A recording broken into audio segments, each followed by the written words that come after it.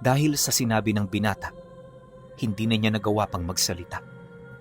Ang ginawa niya, pinagmasdan lang ang kausap niya habang mayat mayang umiikot ang kanyang paningin sa paligid. Makailang beses din niyang tinitigan ng matanda pero di niya makita ang mukha nito.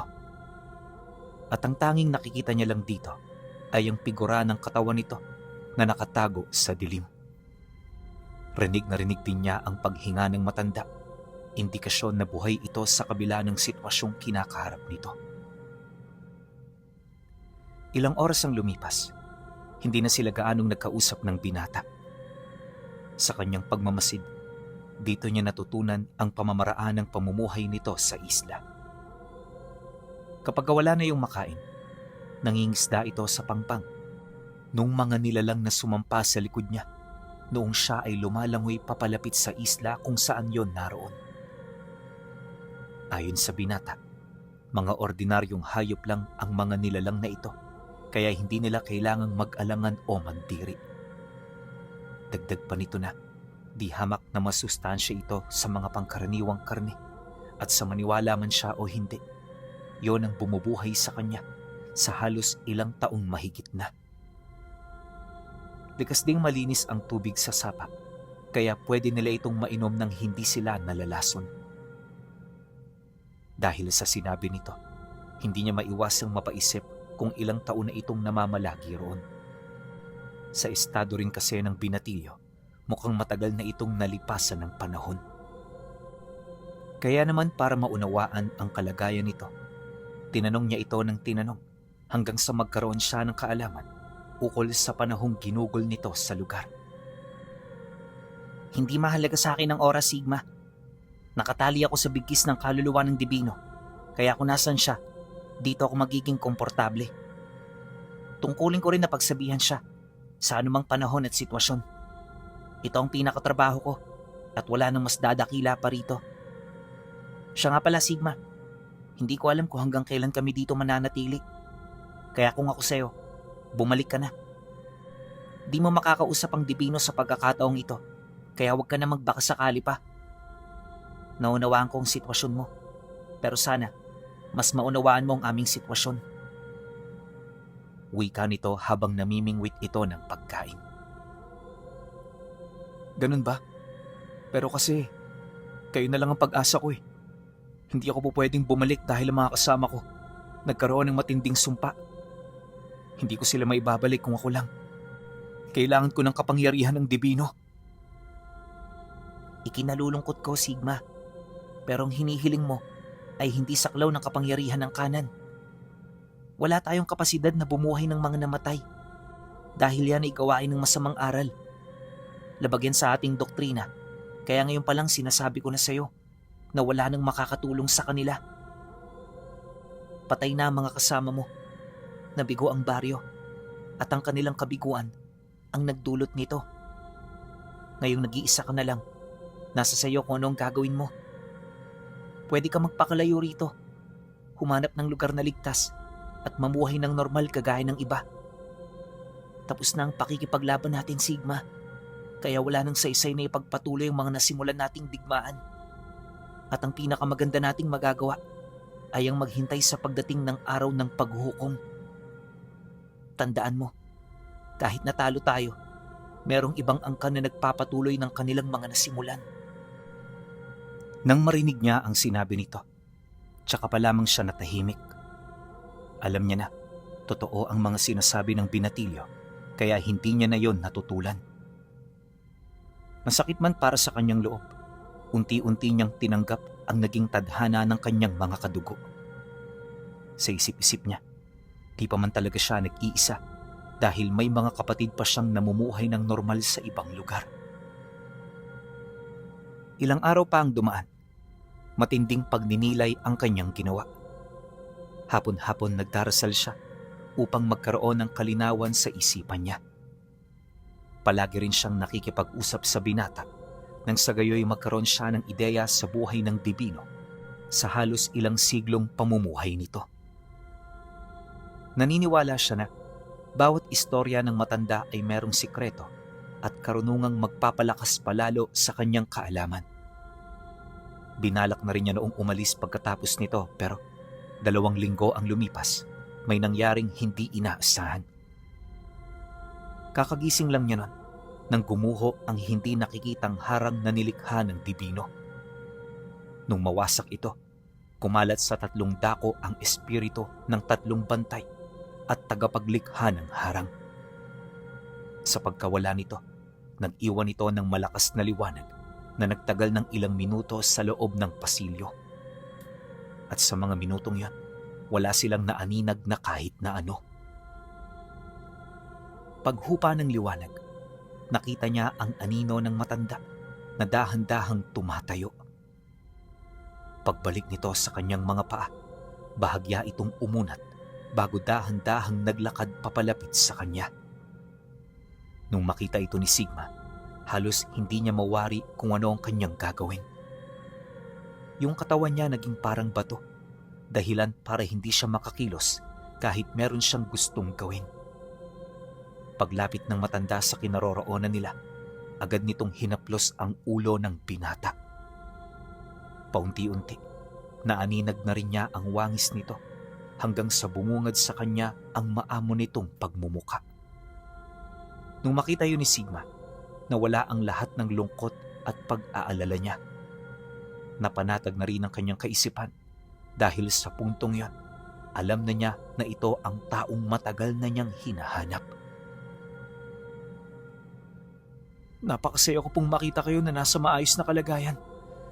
Kumusta na po kayo? Pasensya na't ginambala kong inyong pamamahinga. Huwag mo na yang isipin. Ang importante na dinig ko ang iyong pagtawag. Sigma anak, humihingi ako ng paumanhin sa mga pagkukulang ko sa iyo at sa mga katugo mo. Hindi ko sila naprotektahan dahil maging ako man, meron ding kinakaharap na kalaban. Yung nangyari sa baryo, wala nang paraan para maibalik ito. Ang nangyari ay nangyari na at hindi na natin ito mababawi pa. Tanggapin natin na wala na sila para tayo ay makapagpatuloy. Sa ngayon, kaya ko pinaguho ang harang dahil meron akong ibibigay na huli at pinakamahalagang misyon. At ito na rin marahil ang huling pagkakataon na tayo'y magkikita. Ho? Teka lang. Ano ang ibig ninyong sabihin? Ikaw ang napili ko na mga laga sa hawak kong mga pangalan ng tiyor. Wala itong sapat na bilang at ngayon pa lang sinasabi ko na sa iyo, huwag na huwag mo itong pakikialaman. Iba ang pagbabantay sa pagtatangan, anak. Palagi mo yang itatak sa iyong isipan. Nang marinig ni Sigma ang sinabi nito, nawalan siya ng kakayahang makapagsalita. Bahagyang nablangko ang isip niya sa puntong hindi na niya mawari kung ano pa ang kanyang sasabihin. At pagkaraan ng ilang minuto, nang medyo bumalik na ang kanyang wisyo, tsaka pa lamang siya nakapagsalita. Nanlulumo man sa kanyang mga nalaman, pinili niyang tatagan ang kanyang sarili dahil alam niya na ang pagtungo niya rito ay purong pagbabakasakali. Nauunawaan ko ang ibig ninyong sabihin. Kung gayon, wala na akong magagawa. Masakit man sa parte ko pero kailangan ko itong tanggapin. Dahil sa kanyang sinabi, tumangulang naman ang matanda. At pagkatapos ng kanilang pag-uusap, tsaka ito kampanting naupo sa tabi niya. Panatag ang kalooban nito. Animoy hindi yon nagmamadali. Pagkaraan ng ilang oras, nang makabawi na ito ng lakas, dahan-dahan itong kumumpas sa ere, kasabay ng paglutang ng isang bangkang matagal na panahon nang nakahimlay sa kailaliman ng lawa. Pag-ahon nito, agad na nagkaroon ng siga ang mga sulok, kasabay ng pagsilay niya sa mga nilalang na nagsisilbi nitong tripulante. Maya-maya pa, inabisuhan na siya nito na pumasok sa loob ng bangka. At pagkaraan ng ilang minuto, tuluyan na rin nilang narating ang kabilang ibayo ng lawa. Inabot sila ng ilang araw sa paglalakad bago nila narating ang sentro ng abandonadong bayan kung saan naroon ang isang lumang tahanan. Pagpasok nila sa loob nito, nakita niya ang mga sinaunang gamit na pawang pagmamay-ari ng Dibino.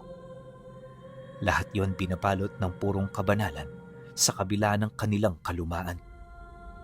Kapansin-pansin din ng mga alikabok na nakabalot dito, indikasyon na matagal na itong nanahimik sa lugar na yon. Hindi nagtagal, narating nila ang isang maliit na silid kung saan bumungad sa kanya ang isang ginintoang baul na may mga nakatayong anghel sa paligid nito. Lumaman kung titingnan ng mga rebulto, ramdam niya ang nag-uumapaw nitong presensya na parabang nagsisilbing depensa ng kung anumang bagay sa loob nito. Sa baul na yan nanananahan ang mga pangalan ng Tiyor. Hindi sila kagaya ng mga pangalan na nakita mo dahil lahat ng pagmamay-ari ko ay nagtataglay ng katakatakot na kapangyarihan. Ito ang tatandaan mo, Sigma anak. Hindi ito dapat mabuksan ng kahit na sino. At bilang tagapangalaga, tungkulin mo na ingatan at protektahan ito kahit pa ang maging kapalit nito ay ang sarili mong buhay. Gayunpaman huwag kang mabahala dahil ang kaakibat niyan ay ang kapangyarihang magmumula sa akin. Mula sa araw na ito, tatahakin mo ang landas ng isang Dibino.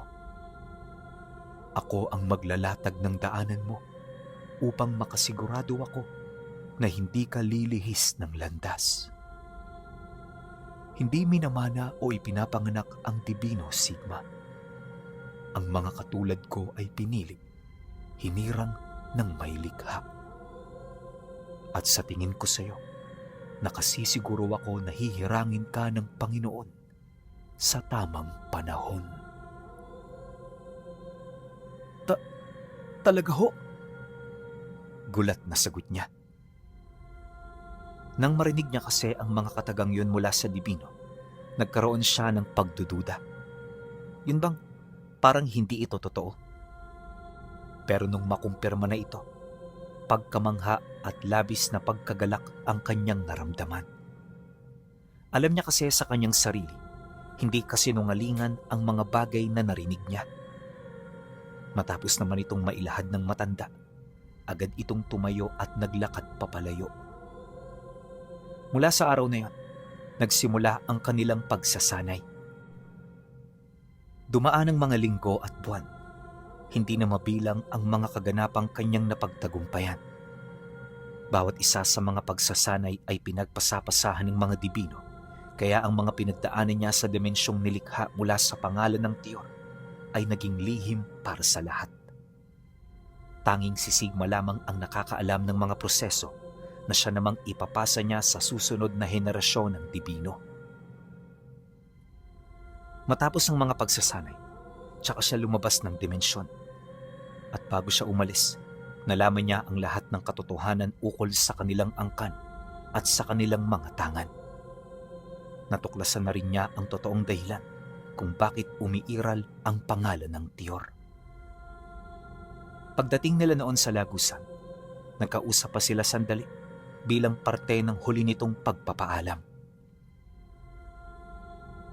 Sigma anak, pagbalik mo sa mundo ng mga buhay, magiging iba na ang turing sa iyo ng mga tao.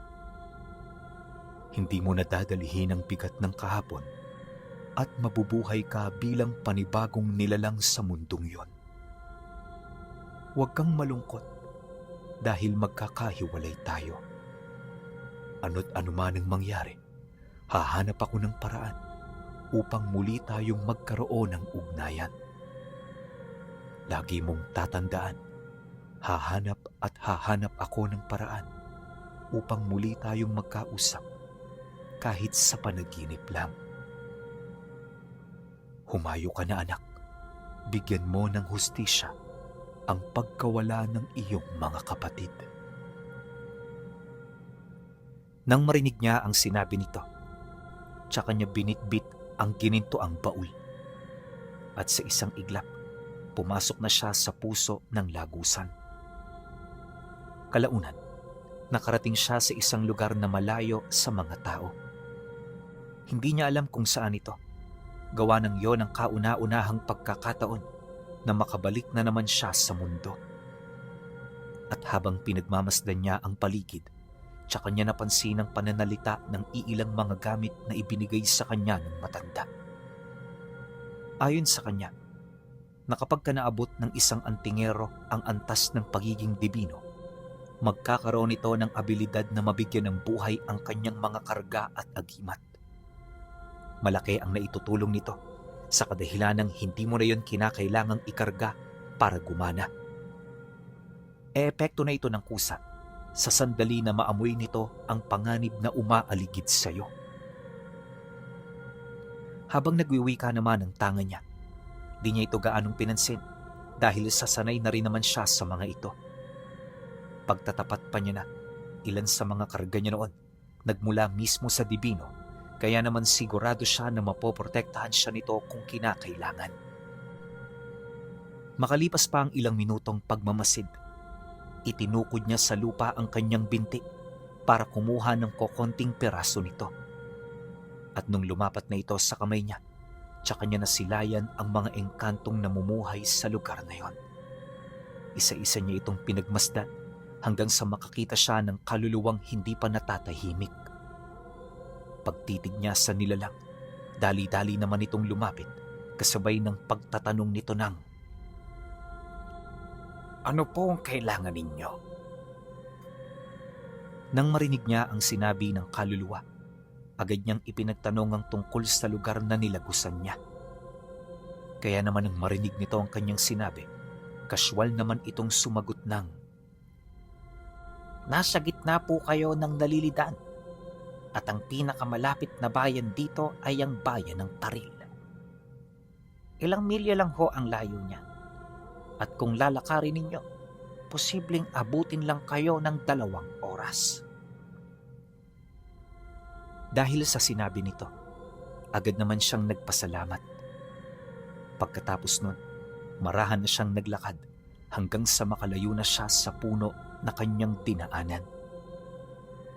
At pagkaraan lang ng ilang minuto, may mga nakita na siyang magsasaka at mga ngasong patungo sa mga bundok kung saan ito naghahanap buhay. Batid ni Sigma na malapit na siya sa bayan, kaya binilisan na niya ang paglalakad hanggang sa makita na niya ang bayan ng Paril. Nang masipat niya ito, binalot siya ng matinding tuwa. Ito kasi ang unang pagkakataon na nakakita na naman siya ng mga ordinaryong tao na payapang namumuhay sa araw-araw. Pagpasok niya rito, sinalubong niya ang malaking saudan. Mula sa lugar na yon, nakita niya ang iba't ibang uri ng tao na namumuhay doon. May mga napansin na din siyang mga nilalang na nagbabalat kayo na hindi na niya pinagtuunan pa ng pansin. Ang nais niya kasing mangyari, makahanap ng taong mapagkakatiwalaan niya at matutuluyan pansamantala. Ilang oras din siya doong naglibot hanggang sa bigla na lamang siyang sinalubong ng mga individual na hindi niya kilala. Normal man ito kung titingnan, nakikita niya sa kalooban ng mga ito ang mga dugo ng mambabarang at manlalason na nananalaytay sa mga ugat nila. "Ano ang kailangan niyo? Ba't niyo ako hinaharangan?" Seryosong tanong niya. Nang marinig naman ito ng mga nilalang, tahimik lang naman siya nitong pinagmasdan hanggang sa may isang matandang babae na biglang lumapit at nagsalita. Hindi mo ba kilala ang mga yan? Sila ang kumukuha ng buwis sa mga dayong antingerong napapadaan dito. Kailangan mong magbigay para makatawid ng tahimik at maayos. Pwede namang hindi. Yun nga lang, marami kang problemang kahaharapin pag nagkataon. Ano? At anong klaseng buwis naman ang gusto nilang makuha? Pera ba? Kung salapi, wala ko niyan. Kaya wala silang mapapakinabangan sa akin. Hindi ito tungkol sa salapi. Bagkus ay tungkol ito sa kaya mong ibigay. Yang hawak mong baul, bagamat luma, naging sentro ng kanilang atensyon. Ibigay mo na yan sa kanila para lubayan ka na. At kung tumanggi ako, may magagawa ba sila? Matapang na sagot niya. Dahil dito, kung kaya't hindi na nakaimik ang matanda.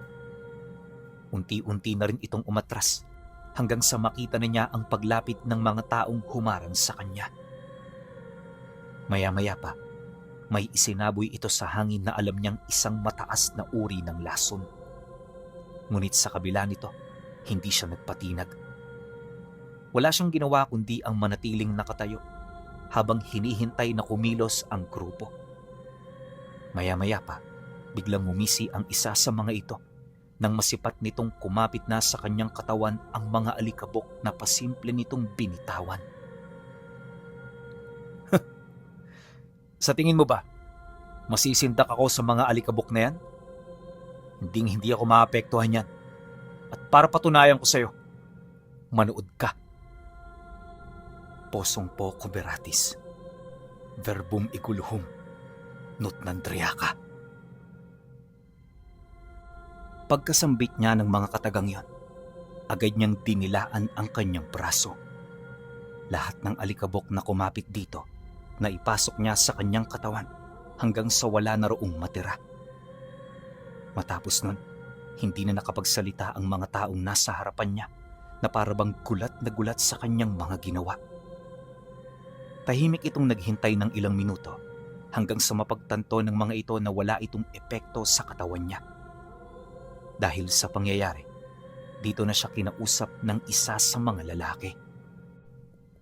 Sa ginawa mo, mukhang alam mo kung para saan ang mga alikabok na yan.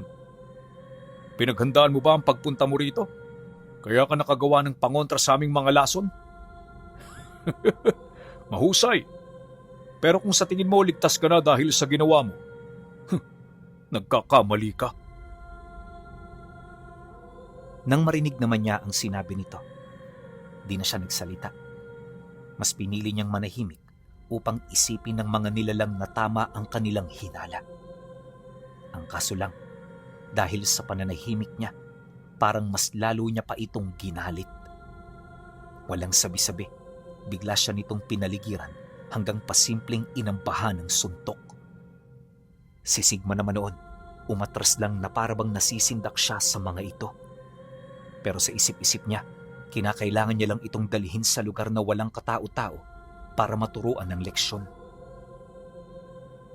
Pagkaraan ng ilang minutong pag-atras, narating nila ang maliit na daan na purong bakanteng lote ang naroon. Pagramdam niyang wala nang dadaang tao, tsaka siya naglakad sabay tahak ng daan papaloob nito. At nang marating niya ang puno ng sampalok, inilagay niya sa ugat nito ang hawak niyang baul, kasabay ng pagharap niya sa mga nilalang na nakabuntot. Kung sino man sa inyo makakatalo sa akin, ang siyang makakakuha ng dala ko. Yun ay kung matatalo niyo ako. Bungad na wika niya habang dahan-dahang umuupo, ilang metro ang pagitan mula sa baul. Nang marinig naman ito ng mga nilalang, hindi na yon nagdalawang isip na sumugod. At sa isang iglap, sila'y nagpang-abot. Gamit ang pisikal niyang lakas, sinubukan niya ang kakayahan ng mga ito hanggang sa masukat na niya ang eksakto nitong antas. At sa loob ng ilang minutong pakikipaglaban, ipinakita niya kung gaano kalayo ang kanilang pagitan pagdating sa pisikal na lakas. Matinding pangiinsulto rin ang naramdaman ng mga nilalang na yon hanggang sa dito na ito nagdesisyong magpalit ng anyo. At nung makita naman ito ni Sigma, napangiti lang naman siya habang nagwiwika sa mga ito ng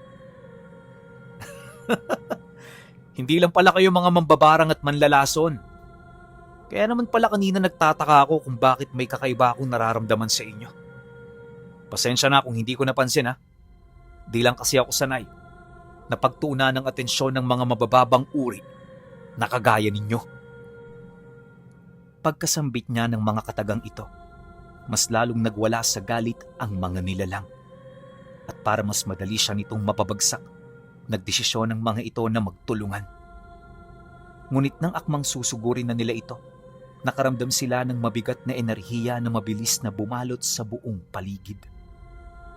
Hindi maipaliwanag ang enerhiyang yon, pero isa lang ang sigurado, at ito ay ang matinding takot na biglang namutawi sa kanilang mga bibig. Bawat isang nakaramdam hindi na nakapagsalita pa. Animoy ang kamatayan mismo ang nakatitig sa kinaroroonan nila.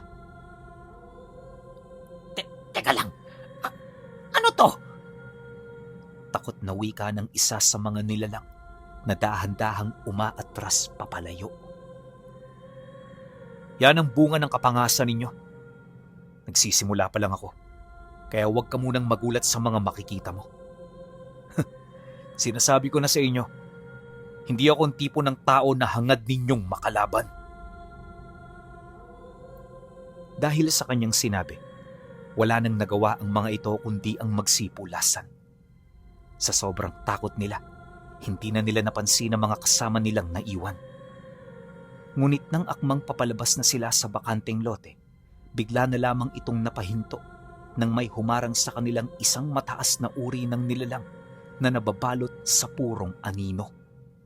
Kahawig ng isang demonyo ang wangis nito, pero pagtama ng liwanag sa katawan nito, sumampulat sa kanila ang isang makapangyarihang diwata ng apoy. Napapalibutan ito ng mga nagbabagang bato, at ang nagsisilbing sinturon nito ay isang latigo na gawa sa purong apoy. Nang masipat ng mga aswang ang nilalang na kanyang tinawag, bigla itong nakaramdam ng matinding init. Sinubukan nila itong labanan, pero di pa man sila nakakakilos, sumilab na ang kanilang mga katawan, dala ng matinding init na kasalukuyan nilang nararamdaman. Dahil sa pangyayari, kung kaya't naging abala ang mga ito sa pag-aapula ng apoy sa katawan nila. Yun nga lang, mabilis itong nanuot sa kanilang mga laman hanggang sa wala na silang magawa kundi ang malagutan ng hininga. Ilang segundo pa ang lumipas, bumulatta ang mga ito kasabay ng agara nilang pagkamatay. Sinubukan pa nitong iligtas ng iilan sa kanila, pero isang nilalang lamang ang pinahintulutan niyang mabuhay. At lahat ng mga kasamahan nito bumagsak sa harapan mismo ng nilalang na yon. Pagtahimik ng paligid, naglaho sa hangin ng diwata kasabay ng mayat-mayang pag-atungal ng nilalang.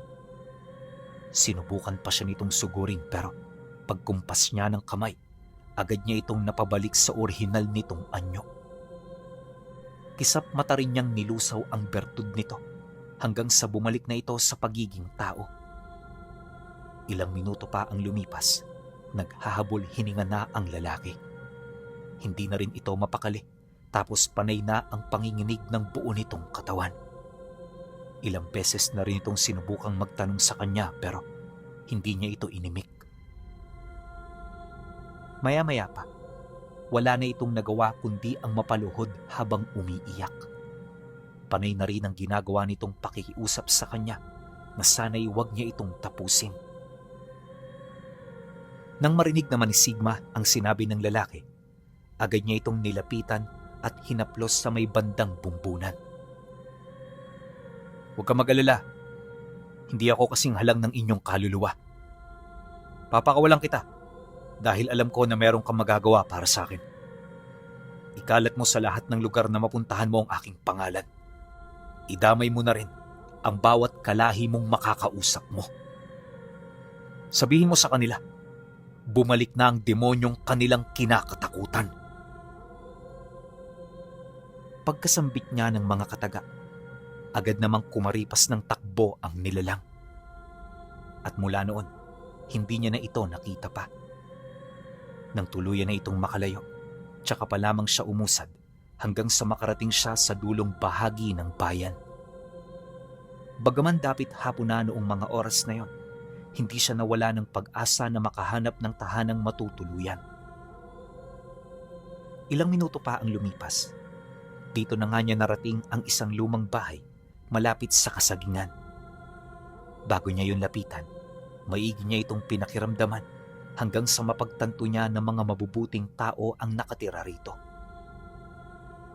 Hindi nagtagal, dito niya na nakita ang isang matandang lalaki na may bit-bit na tubig.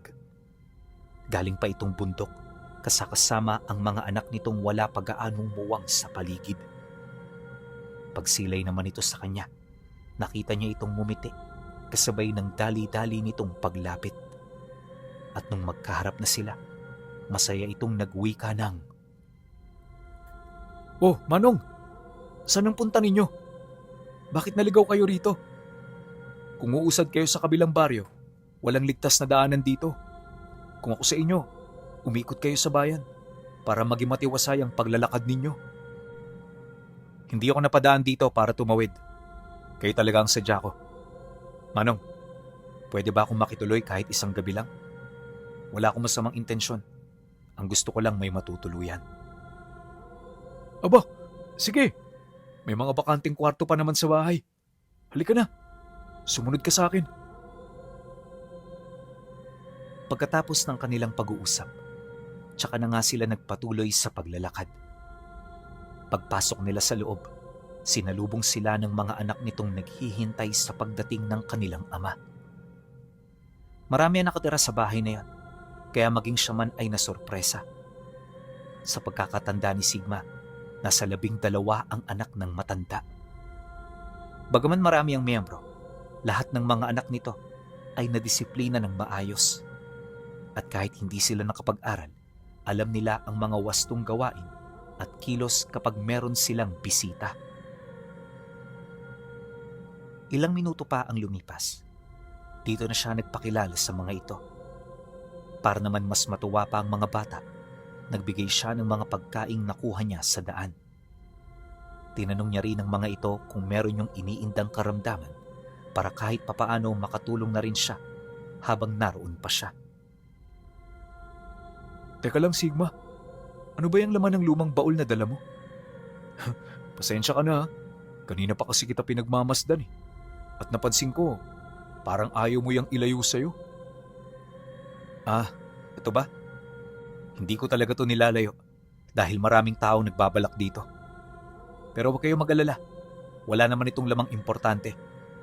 Ang laman lang nito mga librong pinagpasapasahan na sa aming pamilya. Sagot naman niya. Nang marinig naman ito ng matanda, tumawa lang naman ito habang tumatango. Pagkatapos nun, hindi na nila ito napag-usapan pa. Wala naman siyang inisip na kakaiba dahil sa ramdam niya na wala naman itong binabalak.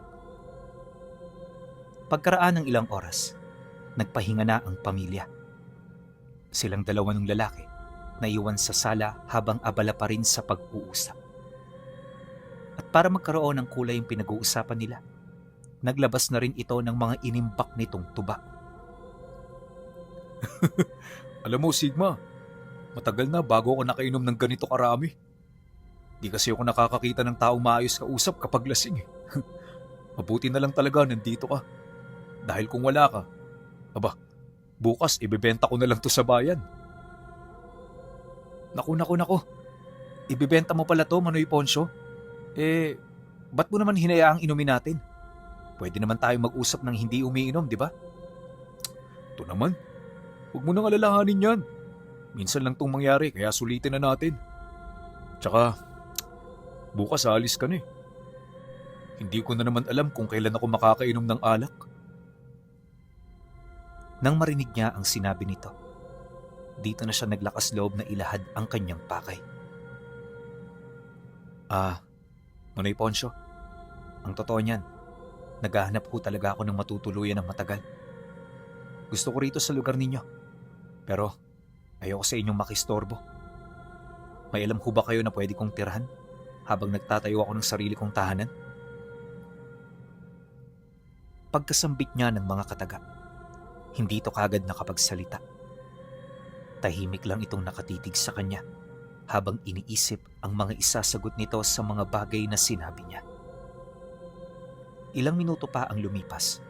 Bahagya naman yung napatawa kasabay ng pagsagot nito sa kanya ng, Yun lang pala ang problema mo eh. Oo, may alam ako. Kaso malayo rito. Meron kasi akong bahay sa Nyugan. Yun ang tinitirahan ko kapag may kopra akong niluluto. Pero madalang na akong tumira roon. Kaya kung gusto mo, doon ka na muna tumira habang naghahanap ka pa ng pwede mong pagbahayan. Tsaka kung may kailangan ka, bumisita ka lang. Tutulungan ka namin hanggang sa makapagtayo ka na ng sarili mong tahanan. Nako, maraming salamat Marie Poncio ha. Huwag ho kayo mag-alala. Tatanawin ko itong isang malaking utang na loob sa inyo. Pagkatapos ng kanilang pag-uusap, tsaka na nila ipinagpatuloy ang kanilang pag-iinom. Yung tagay nila noon, parang lumalagok lang ng ordinaryong tubig dahil sa dami. Pero kahit na ganun, hindi nila ito iniinda. Pagkaraan pa ng ilang oras, unti-unti nang nalasing ang kainuman niya. Pero si Sigma noon, malakas pa at nasa katinuan. Yun bang parang hindi man lang umepekto sa kanya ang bisa ng alak. Maya-maya pa, dito niya na tinawag ang mga anak nito. Ipinaalam niya na nakatulog na yon bago niya ito iwan. At pagkatapos nun, pumasok na siya sa loob ng silid para paghandaan ang gagawin nila kinabukasan. Dumaan ang mga araw. Pansamantalang naputol ang kanyang kaugnayan sa mga tao.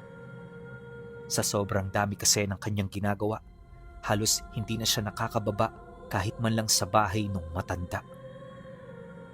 Mabuti na lang binibisita siya ng mga ito kahit papaano, kaya naman may mga nakakausap siyang tao.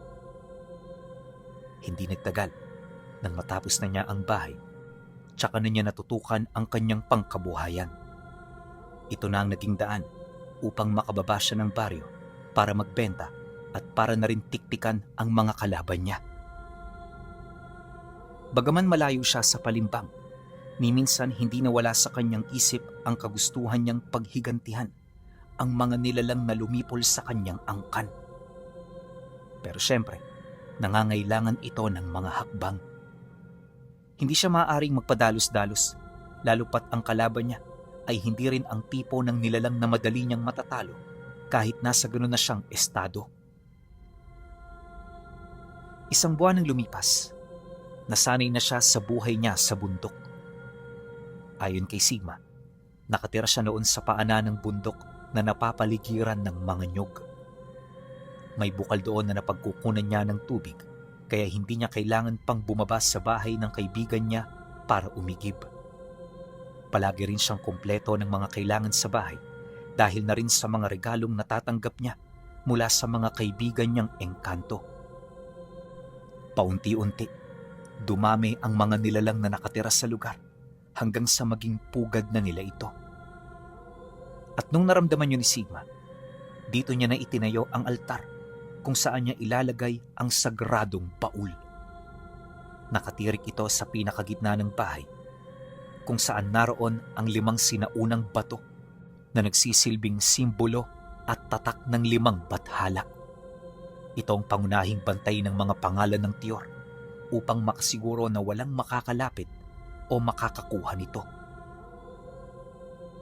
Nang maitatag na yon ni Sigma, tsaka pa lamang siya nakaramdam ng kapanatagan. Alam niya kasi na dahil sa altar, natitiyak na niya ang kaligtasan ng mga pangalan. Bagaman meron itong masamang epekto pagdating sa mga kalaban niyang nilalang, hindi niya na yon inisip pa. Aminado rin naman kasi siya na gusto niyang masubukan ang abilidad niya laban sa mga amalanhig na minsang nagpahirap sa kanila. Isang gabi, na taong hindi siya makatulog. Dahil dito, kung kaya't nagkaroon siya ng oras para makapaglibot-libot. Mag-iilang minuto rin siyang namasyal sa kasagsagan ng gabi hanggang sa nakita niya ang bathala ng kagubatan na kanina pang nakasubaybay sa kanya. Batid ni Sigma na meron itong pakay, kaya naman di siya nagdalawang isip na ito ay tawagin. Pagkarinig naman ito sa pagtawag, dahan-dahang bumaba ang sanga kung saan ito nakatayo. At nung magkaharap na silang dalawa, agad nitong iniluhod ang kaliwang binti nito sa harapan niya habang matikas na nagwiwika ng, Nakikita ko sa iyong mga mata ang mga katanungang nagpapahirap sa pagtulog mo. Batid ko na hindi ka pa nakakalaya. Marami kang pagsisisi na kahit ikaw ay hindi mo kayang talikuran.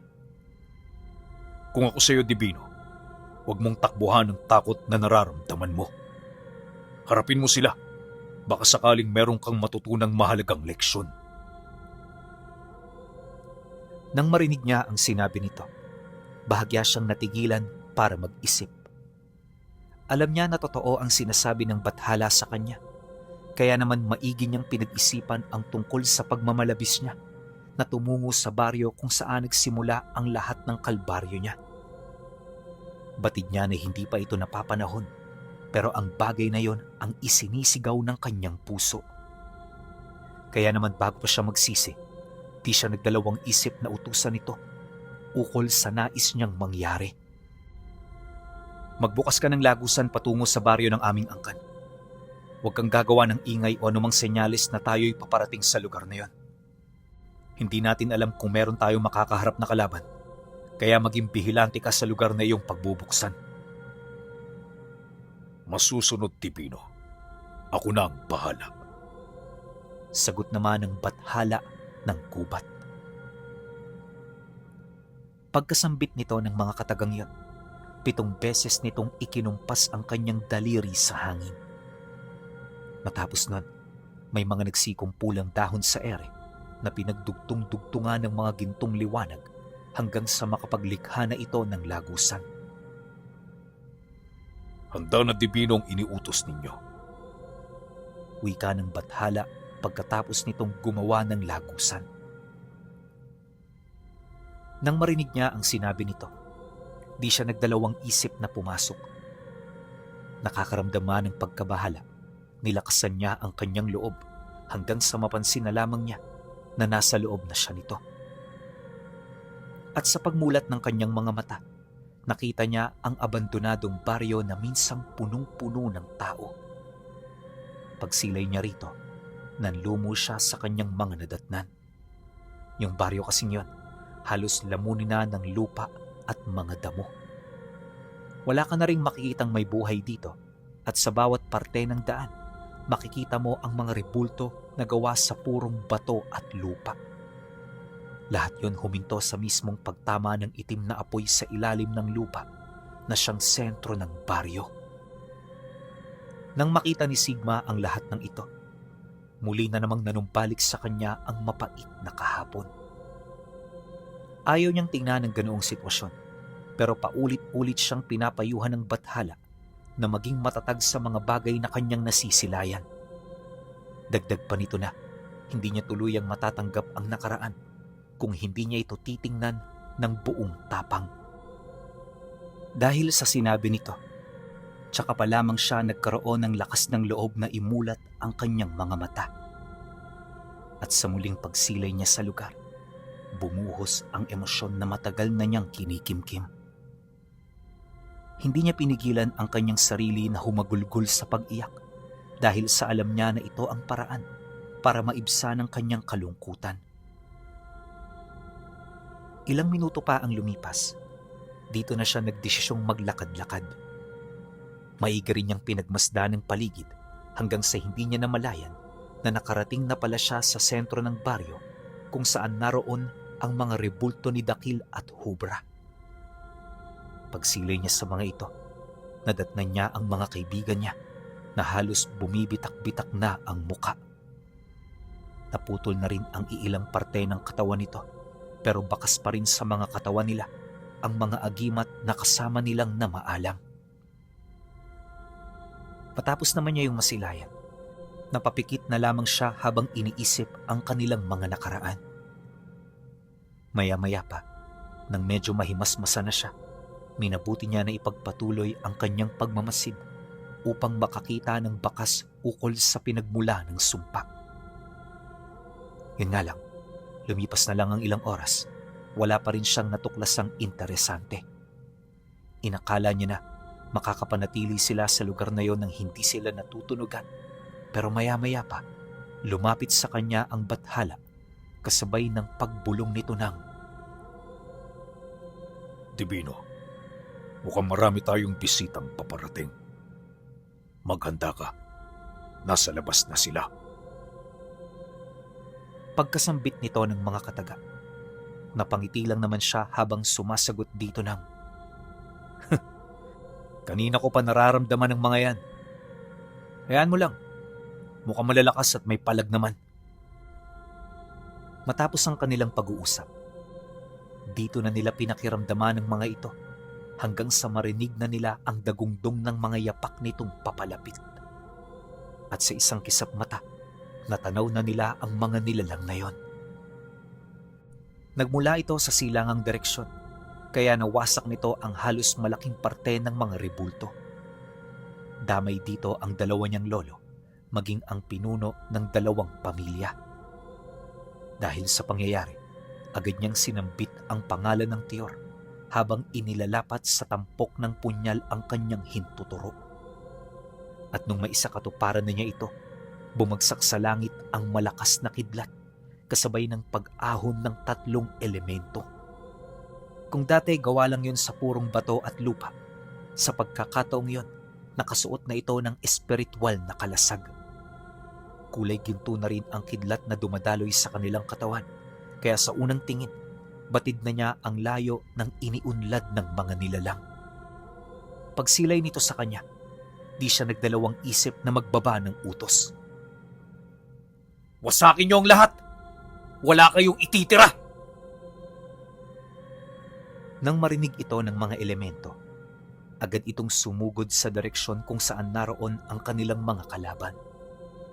At nung makalapit na ito, agad nilang narinig ang pagsiklab ng malawakang gulo. Dito na rin niya nasilayan kung gaano karami ang mga nilalang napaparating at kung ano ang mga itsura nito. Ayon sa kanya, katulad pa rin naman ito ng mga naunang kalaban nila, ilang taon na ang nakakaraan. Yun nga lang, ang mga nilalang na yon ay may mga daladala ng armas na para bang umunlad din ang kanilang kaisipan sa paglipas ng mahabang panahong pananatili.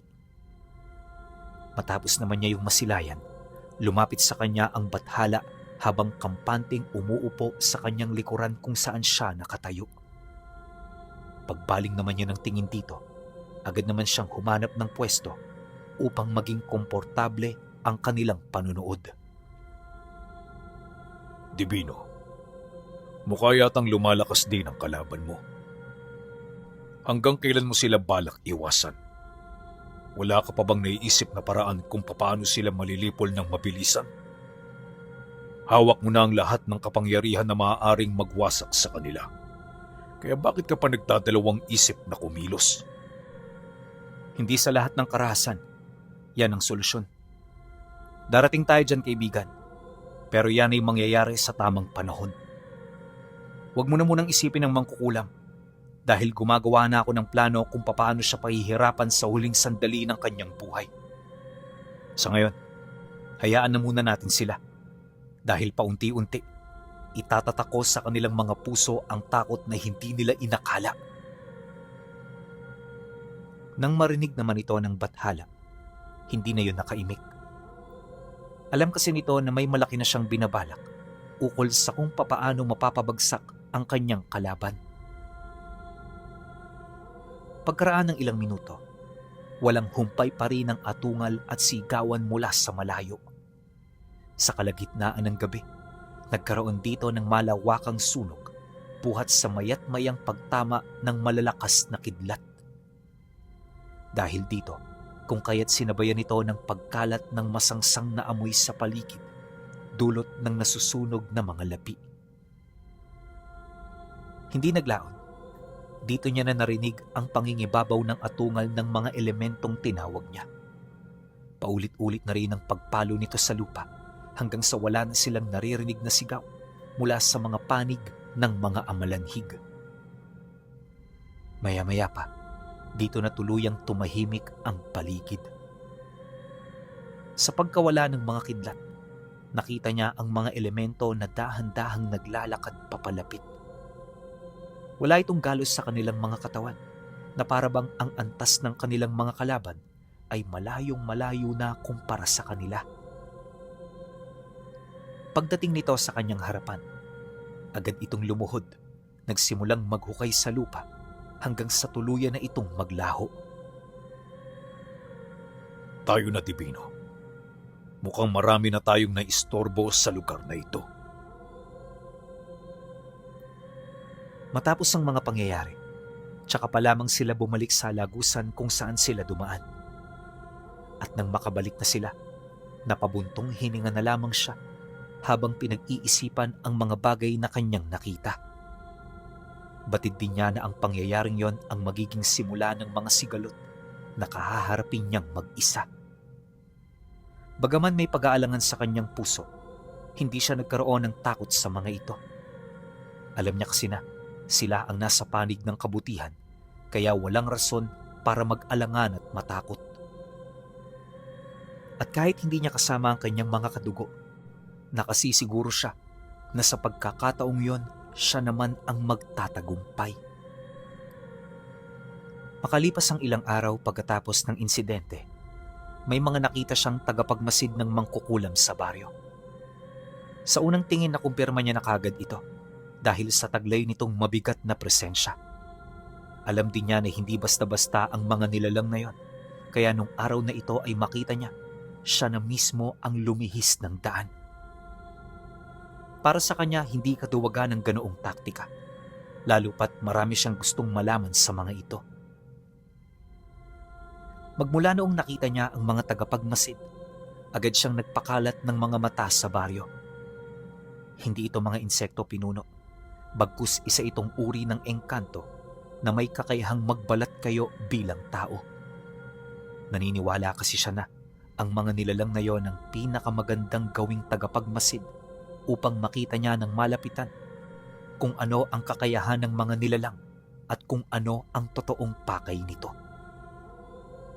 Halos 3 araw din niyang pinalakad ang mga engkanto hanggang sa dito niya matuklasan ang pagkain ng mga nilalang ng tao. Gumagamit din ito ng isang kakaibang uri ng manikap na may iba't ibang kakayahan. Yung isa kayang kumain ng kaluluwa para magkaroon ito ng kakaibang anyo, tapos yung dalawa naman may hindi masukat na lakas at depensa pagdating sa pisikal na kombate. Nung malaman ni Sigma ang tungkol dito, medyo na-intriga siya, kaya ang ginawa niya, bumaba siya ng bayan. Personal niyang pinuntahan ng mga nilalang ng walang kahit na sinong kasama at tangan. Para naman mas tumaas ang tsansa na makasagupa niya ang mga ito, hapon na siya bumaba. Direkta niyang tinahak ang daan patungo sa tahanan na tinutuluyan ng mga ito upang hindi na yon makawala. At nang marating niya ang lugar na yon, bumungad sa kanya ang 3 nilalang na kasalukuyang nagsasampay ng karne sa labas ng bahay. Kapansin-pansin din ang pagiging tulala ng pamilyang pinugaran ng mga ito na parabang nasa ilalim na yon ng kanilang mahika. Pagsilay naman ng mga ito sa kanya, dahan-dahan itong lumapit, bit-bit ang mga itim na sandata na unti-unting umuusli sa mga braso nila. Pagharap naman ito sa kanya, bahagya itong napatingin sa kanilang mga kasama na parabang naghihintay ng hudyat. Maya-maya pa nang tumitig na ang mga ito, kaswal naman niya itong hinarap habang kalmadong nakatayo. Ipinakita niya na wala siyang takot sa mga nilalang na yon upang maiparamdam ang pagitan ng mga lakas nila. Pagkaraan pa ng ilang minuto, inakala niya nakakausapin siya nito, pero sa kasamaang palad hindi yon umimik. At imbis na makipagdiskusyon, bigla na lamang siya nitong sinugod ng buong puwersa. Sama-sama itong lumapit sa kanya. Animoy gusto ng mga nilalang na yon na tapusin siya habang may pagkakataon pa sila. Pagsilay naman dito ni Sigma, di siya kaagad kumilos. Pinag-aralan muna niya ng maigi ang bilis ng mga ito hanggang sa tuluyan na yung makalapit sa kanyang kinaroroonan. Paghataw nito sa kanya ng mga dala nitong sandata, agad niya yung nailagan, sabay sugod sa nilalang na alam niyang pinakamahina sa 3. Nang malapitan niya ito, buong lakas niya yung inundayan ng suntok sa tagiliran hanggang sa mapaluhod ito sa lupa at mapasuka ng dugo.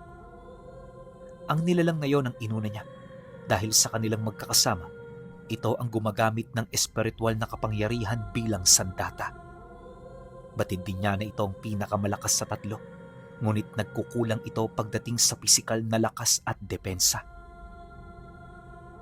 Pagbulagta ng nilalang, tsaka pa lamang kumalma ang dalawa nitong kasama. Hindi ito basta-basta na sumugod dahil alam nila kung ano magiging kahinatnan ng muli nilang kilos. Sinubukan din ng mga ito na ilayo sa kanya ang kasamahan nilang bumagsak, pero hindi nila ito nagawa dahil sa mayat mayang pagsilay nila sa kanya. Huwag kayong matakot. Hindi naman ako kagaya nyo na umaatake ng mga maihina. Kapag mas mahina pa sa akin ang kalaban ko, binibigyan ko sila ng pagkakataon. Kaya sige lang, gawin nyo ang gusto ninyo. Pero yung kasamang tinutulungan nyo, hindi na yan makakabangon dahil binawian na yan ng buhay nung bumagsak siya. Akala nyo ba talaga, ordinaryong suntok lang ang pinakawalan ko kanina? Nang marinig ng dalawa ang kanyang sinabi, bahagya itong napahinto sa paghila sa kanilang kasama na inakala nilang nawalan lang ng malay. Nung una duda pa sila, pero habang tumatagal, paunti-unti nilang napapatunayan ang mga sinasabi ng kanilang kalaban. Maya-maya pa, dito na nagsimulang magsalita ang nilalang na nagtataglay ng malakas na depensa. Hindi ka namin paniniwalaan. Anong akala mo sa amin? Madali lang mapaslang. Nagtamo lang ito ng matinding pinsala kaya wala itong malay sa ngayon. Pero maya-maya lang, alam ko na babalik ang wisyo niya. Ganun ba? Ba't hindi mo kapain ang katawan niya? Pakiramdaman mo para mapatunayan mo yung mga sinasabi mo. Pagkasambit niya ng mga katagang ito, tsaka pa lamang naramdaman ng nilalang na yon ang pag-init ng kanyang binti kung saan nakaratay ang kasama nilang hinila nila kanina.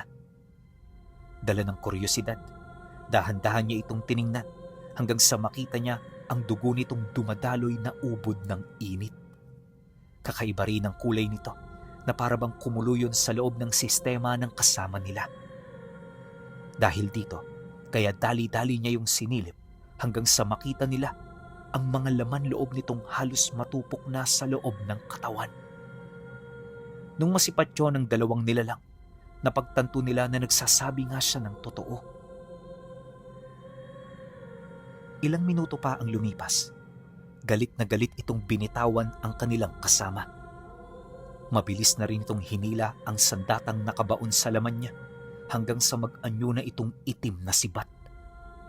Pag-atungal ng nilalang na yon, dito niya napansin ang espiritual nitong kalasag na nakabalot sa buo nitong katawan. Doble-dobleng dasal ang bumubuo sa kalasag na ito, kaya hindi basta-bastang makakatagos dito ang mga maihinang uri ng sandata. Magdudulot din ito ng matinding pinsala sa sinuman sa oras na sinubukan niya itong labanan. Dahil sa ganun itong kakayahan, kung kaya't parang nakampante ang nilalang. Hindi kasi nito alam na dibino ang kanilang kaharap dahil sa naitago niya ng husto ang kanyang presensya at mga karga. Maya-maya pa, nang makalapit na ito sa kinaroroonan niya, biglang nanlaki ang mga mata nito nang makita nito ang mutya ng kidlat na nagsasalita habang nakalaylay sa habak na nakausli malapit sa may sinturon. Pagtitig ng mutya sa nilalang na yon, bigla siya nitong pinailag kasabay ng pagkagising naman ng mutya ng sinukuan.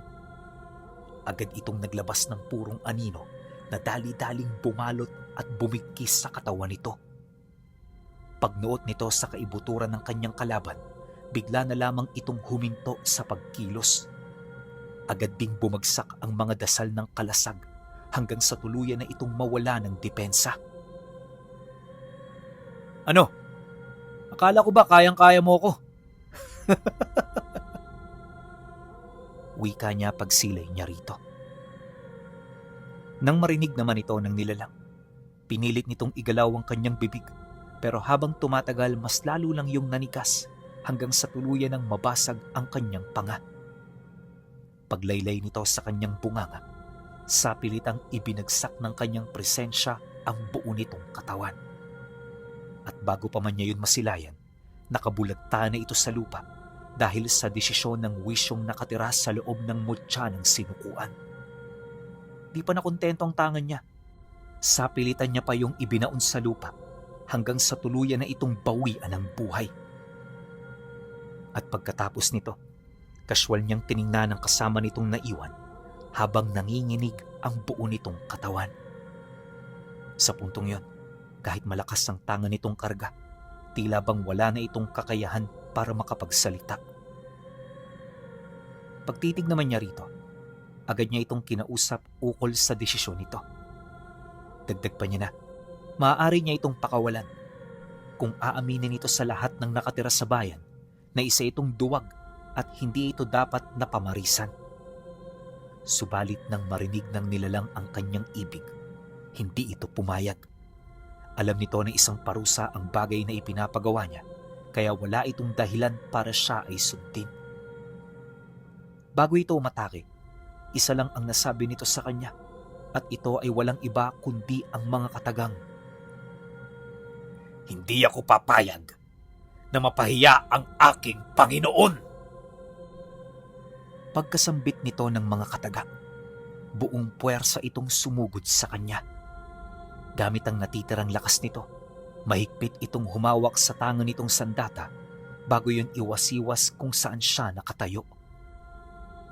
At nung tumama yun sa kanyang katawan, paulit-ulit pa itong hinataw ng nilalang sa paniniwalang mapapaslang siya nito. Ngunit sa kasamaang palad, hindi man lang ito umepekto. At ang mas nakakagulat pa sa lahat, di man lang siya nagtamo ng kahit maliit na galos sa balat. Pagtigil ng nilalang na yon, nakita nitong nakadantay sa kanyang balikat ang talim ng talibong na hawak nito. Nang masipat naman ito ng nilalang, muli siya nitong tinaga sa ulo, pero nanatiling nangingibabaw ang kanyang bakod at puder sa katawan. Dahil sa pangyayari, tuluyan na nga itong pinanghinaan ng loob hanggang sa magkusa na nitong bitawan ang tangan nitong sandata. Napaluhod na lang din yun sa harapan niya habang tulalang nag-iisip ukol sa mga nangyari. Pagsilay naman dito ni Sigma, dahan-dahan siyang lumapit upang kausapin ito sa huling pagkakataon. At nung magkaharap na sila, sapilitan niya itong ipinatayo hanggang sa muling magpang-abot ang kanilang mga paningin. Sa puntong yon, dito na siya nagdesisyon na iparamdam sa nilalang ang totoong presensya na tangan niya. Maya-maya pa, nang sumingaw na ito sa katawan niya, agad naramdaman ng nilalang ang hindi maipaliwanag na pakiramdam. At sa isang kisap mata, unti-unting naagnas ang katawan nito hanggang sa maputulan na ito ng mga binti at braso. Pagbagsak nito sa lupa, di na rin ito nakapagsalita dahil sa bilis ng nangyaring pag-agnas ng kanyang katawan. Halos segundo lang ang pagitan nun bago siya nito tuluyang malamon. Ilang minuto pa ang lumipas. Nang masiguro niyang patay na ang tatlo, agad niyang nilapitan ng pamilya na biniktima nito. Sinikap niya yung makausap para matulungan na maibalik ang kanilang dating pamumuhay. Pagpasok niya sa loob ng bahay, nakita niya ang mag-anak na kasalukuyang nakaupo sa hapagkainan. Wala itong imikan, basta tulala lang na nakaupo. Animoy hindi nila hawak ang kani-kanilang mga wisyo. Dahil dito, kung kaya't mahinahon niyang sinambit ang ikapitong pangalan ng tiyor hanggang sa maibalik na niya ang presensya at wisyo ng mga biktima. Sa isang iglap, bigla na lamang itong nakakilos at nakapagsalita.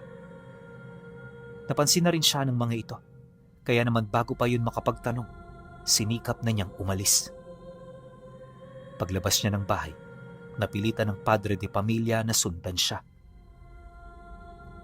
Hindi ko alam kung sino ka pero taos-puso akong nagpapasalamat sa iyo. Maraming salamat dahil pinalaya mo kami sa bangungot na inakala naming wala ng katapusan. Nang marinig niya ang sinabi nito, napangiti lang naman siya habang mahinahong nagsasalita. Wala yang problema, Manong. Tungkulin kong makatulong, kaya natutuwa ako sa paglaya ninyo. Sa susunod, mag-iingat kayo. Masyado ng maraming masama sa panahon ngayon. Nang mailahad niya ito, tsaka pa lamang siya nagpaalam at umalis. Pagbalik niya sa bahay niya, agad niyang kinausap ang mga kaibigan niyang engkanto upang paigtingin ang pagbantay sa lugar nila. Malakas kasi ang kutob niya. Dahil sa pangyayaring yun, mapapansin na siya ng mangkukulam at dito na magsisimula ang panibagong kalbaryo na kinakailangan niyang malagpasan. Isang linggo ang lumipas matapos ang insidente. Wala namang nangyaring hindi inaasahan. Patuloy pa rin ang ordinaryong pamumuhay sa bayan na parabang hindi man lang nagbigay ng takot sa mga nilalang doon ang kanyang ginawa. Nang mapansin naman ito ni Sigma, tinuman niya yung gaanong pinagtuunan ng pansin. Basta ang sa kanya, magawa ang kanyang tungkulin sa pang-araw-araw. Kalmado man kung titingnan, inaasahan na niya na hindi magtatagal ang ganun niyang kalagayan. Naniniwala siya na malapit nang dumating ang oras na muli silang magtutuos ng mangkukulam. Yun nga lang, bago siya magtagumpay, marami pa siyang mga bagay na kinakailangang gawin. Kabilang narito ang pagtulong sa mga nangangailangan, lalo na sa mga taong unang nagtiwala sa kanya.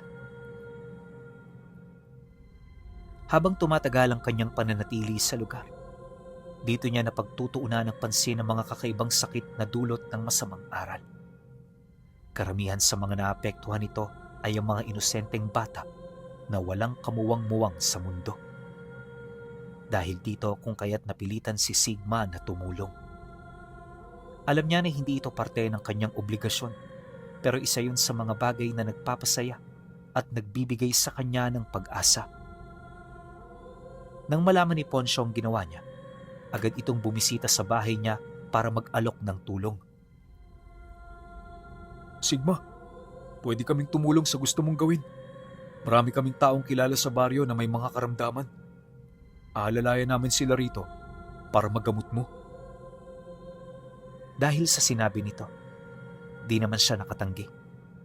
Alam niya kasi na hangad lang din na tumulong ng kaibigan niya.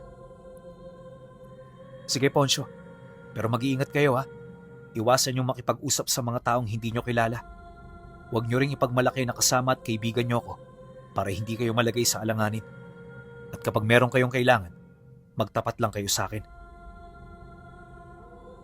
Nang marinig naman ito ni Poncio, tumangulang naman ito. At pagkatapos ng kanilang pag-uusap, agad yung bumaba para mapaghandaan ang kanilang mga napag-usapan. Ayon sa kanya, sa loob ng isang araw na panghihikayat nito, marami na itong napaniwala. Unti-unti na ring dumarami ang mga tao sa labas ng bahay niya hanggang sa magkaroon na ito ng pila. Pagsilay niya rito, medyo napangiti siya kasi hindi niya sukat akalain na marami pa palang naniniwala sa mga katulad niya. Kaya naman bilang ganti, ginamot niya ng maayos ang mga pasyente hanggang sa dito niya na napansin ang presensya ng amalanhig na nagmula sa bundok ng Busa.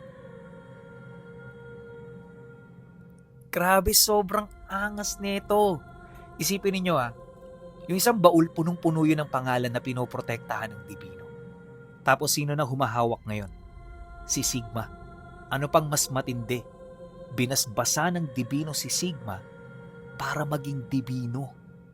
Diba sobrang bangis nito? So ngayon guys, okay.